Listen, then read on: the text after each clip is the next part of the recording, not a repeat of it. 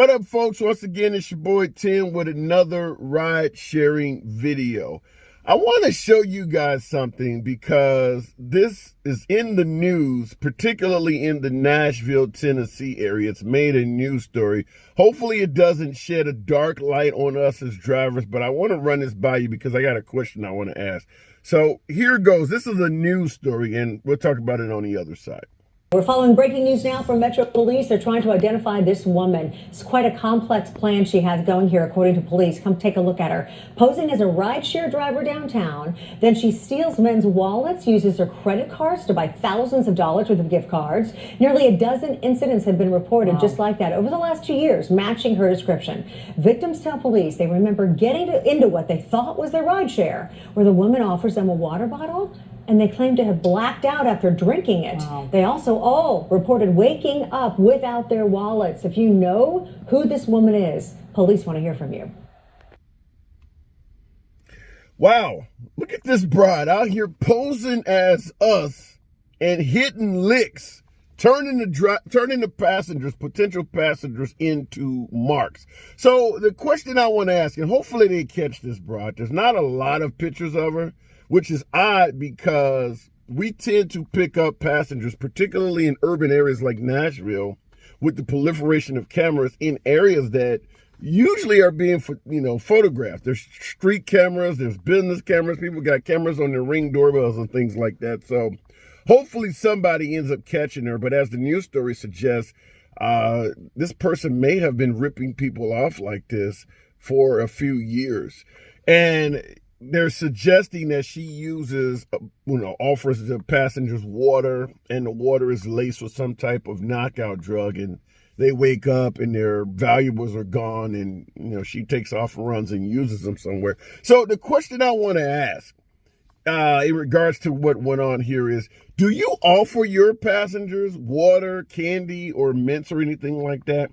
I was curious because I always say in my videos, being a part-time driver for the length of time I have been, when I started driving back in 2014, my market was paying $2.20 per mile to the driver, which is considerably more lucrative than the 72 cents per mile they pay now. And they were advising us back then to do things like that, give really good customer service to the passengers to help steal taxi customers, give them mints and waters and things like that, which you don't get in the, you weren't used to getting from taxi drivers.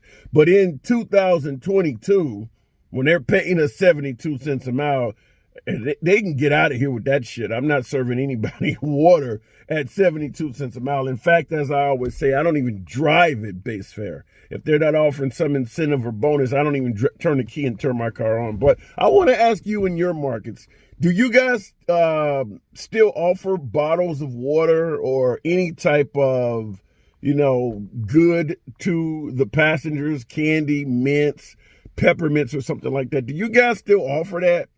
I would contend with what they're paying, I can't see how you could afford it. Most Uber and Lyft markets pay well under $1 per mile base fare. I just do not see any room to be purchasing bottles of water or candy to hand out to folks. I guess you could get a whole bag of mints for a few pennies per piece, but bottles of water, even in little 8-ounce bottles of water, that stuff costs money. You're not making enough money to do that. So I'm curious to find out if you guys do that. And obviously, the second question is, how do you have a mix-up where someone gets in a car believing it's a rideshare driver when it's not? Yeah, you requested an Uber or a Lyft. You're standing on a corner, and when the car shows up. But, you should see a phone. You should see GPS or something. A lot of folks will have the phone in their mirror. I tend to have it on my knee or right next to the dash, mounted or something like that. But I just do not understand how folks just jump in cars.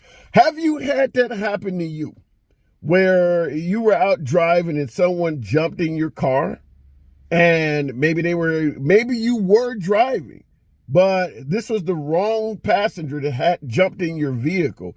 If so, How did you know? Do you ask names of your passengers? Do they look you in the face to make sure you match? Because this is what they recommend that you do. You need to verify who's getting in your vehicle, because if you're in a high traffic area, let's say you're out working nights when the clubs get out, there could be a dozen people standing in front of a place requesting a rideshare drive. And if everybody wants the first car that gets there. So someone jumps in your vehicle and you just look at the app and start driving and they don't say anything because they're wasted or whatever, you may drive somebody to the wrong location. So there has to be some type of verification of where you're going pertains to the person you have in your vehicle. So how do you verify who's getting in your car? Do you ask them names or do they communicate with you? I'm just curious to see what you guys do, because I had a passenger, being candid, get in my vehicle a few months ago, and I suppose maybe someone hired the ride for them, but they got in the vehicle and tried to verify I was supposed to be their driver by saying the wrong name. Now, that obviously is a red flag. You don't know my name and your app should tell you that. They didn't know my name. And then I told them, well, it's the wrong name. Well, I'm going to such and such address. And I'm like, the app is saying the wrong address. The app has a different name than you, and it's showing me that you're going to a different address than you're saying you're going to. This person did not want to get out the vehicle. Have you ever had that? Where someone jumped in your vehicle. They were so eager to get a ride. Like I said, if a person's standing outside in the rain or after a club when they're ready to get home, they're willing to jump in the first car that comes, even if it's the wrong one. I've had passengers offer to give me money to ignore the ride that I showed up for and take them. I'm going to tell you something, being honest, being candid, as little as ride-sharing companies pay folks, I'm going to take that money all day long if it's enough. Somebody jumps in the vehicle and they're offering to give me $20 to take them home, what normally would be a trip that pays $5 or $6 on ride sharing, and I can cut Uber or Lyft out of the picture, take the $20 in cash, also cutting Uncle Sam out of the picture. I'm just being honest. What would you do if someone jumped in your vehicle? Answer the question truthfully. Someone jumps in your vehicle. They want to go to point B. You know where it's located. You know it's only a few miles away or so. You know it's a trip that at 70, 80, 90 cents per mile, what your market pays, you're going to make well under $10, and they're trying to hand you a 20. Just take me where I need to go. Can you just ignore it? Ignore that passenger. Now, you might see the passenger. You may actually see the passenger on the next corner or something like that.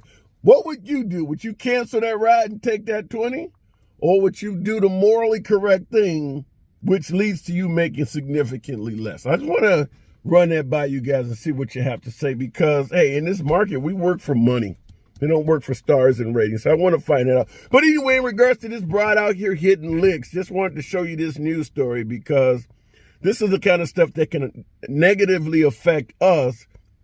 Even though as drivers, we have nothing to do with this. There's already enough claims of Uber and Lyft drivers raping passengers in real life. But here's a woman pretending to be a passenger, pretending to be a driver, and hitting licks, turning the passengers into marks. Hopefully, like I said, they catch this woman in the Nashville, Tennessee area. But we'll see what happens. As always, feel free to comment, respond to any and all comments, subscribe to the channel. It's your boy Tim. I'll catch you in the next video.